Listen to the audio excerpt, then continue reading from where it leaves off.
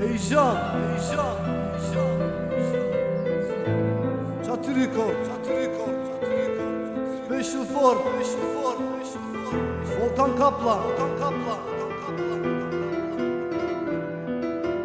Gecenin kör saatleri, gözümde hayalin, yanıp sönen bir sigaram, bir de kalem, yardım edin. Yazmak istemiyorum lakin zorluyor bu kalbim beni. Sessizce dökülüyor aşk, şimdi biraz kulak verin. Hep çocuk kalmak istedim, bir şeker için ağlamak. Hayata inat, sokakta çırılçıplak dolaşmak. Düşmek isterdim yere, dizlerim kanayana dek, sonra masal dinlemek ve her kötülüğe gülmek. Küçükken hayaller kurardım, anne hatırla. Pilot olmak istemiştim, sense gülerdin bana.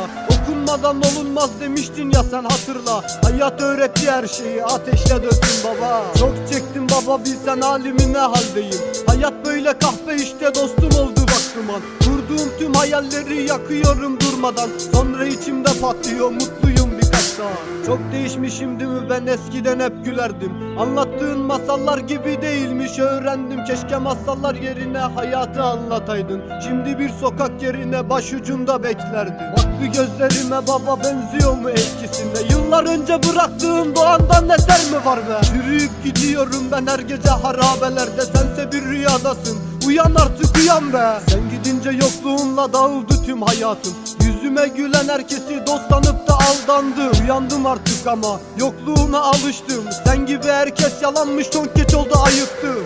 O uyardığın çocuklardan bir farkım yok baba. Gitme dediğin sokaklarda tutundum hayata.